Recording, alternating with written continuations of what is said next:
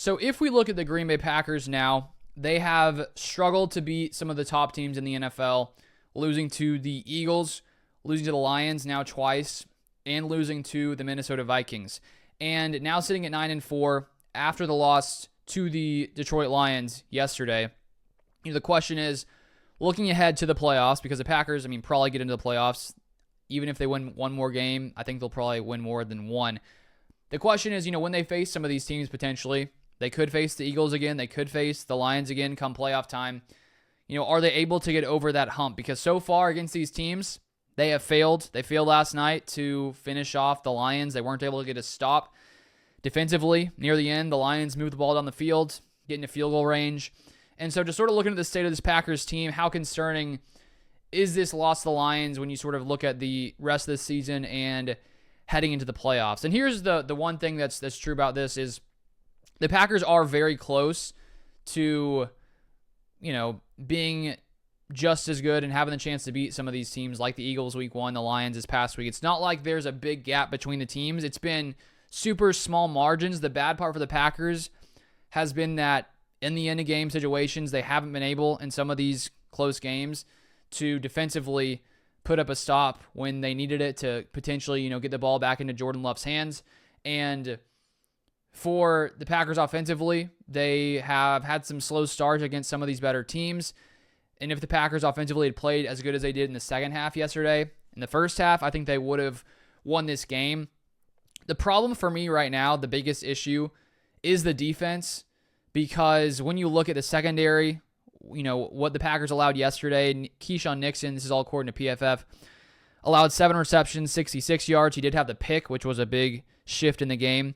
Isaiah McDuffie, 9 receptions, allowed for 68 yards and a touchdown. Eric Stokes, 1 reception, a yard for a touchdown.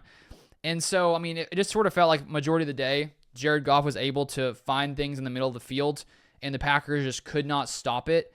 And against the Bears, against the Lions, in 2 drives where they need to hopefully try to not allow them to get into field goal range, they've gotten into field goal range in each of those close games. And so when you look at the playoffs, against these really good teams, there's going to be moments where coming down to the wire, you need your defense to get to, stop a team on third down, force a punt so you can get the ball into the guy who you paid $55 million per year this offseason to go get you into field goal range, put you in a position to win the game. And unfortunately, in the Bears game, luckily the field goal was blocked, but that could have easily been a Bears win if the field goal wasn't blocked. And in this Lions game, Jordan Love doesn't get to have the ball at the end. And that's the issue here, is that the defense at times can't seem to get off the field. And right now, when we look at the red zone defense and where the Packers currently rank, they're 24th in red zone defense in the NFL, allowing touchdown conversions 61.36% of the time.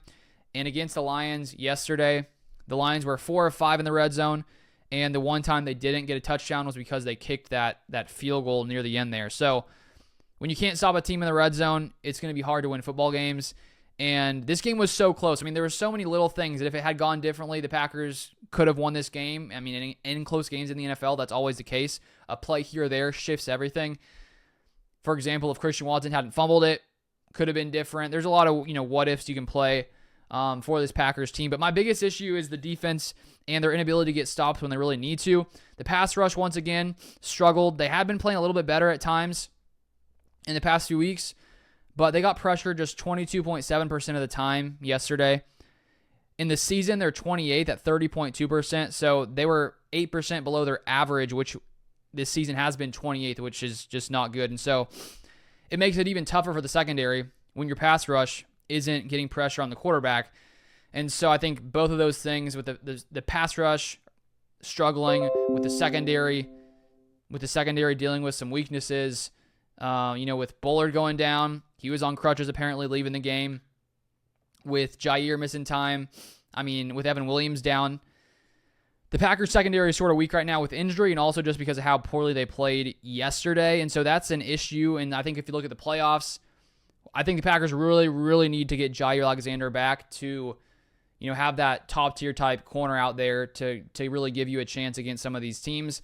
Because if the defense continues to play like this against top-tier talent, to win these games, the Packers offense is going to have to be nearly perfect. So the Packers offense was really good yesterday outside of the first half, which is obviously half of the game, but it took a few drives to really get clicking.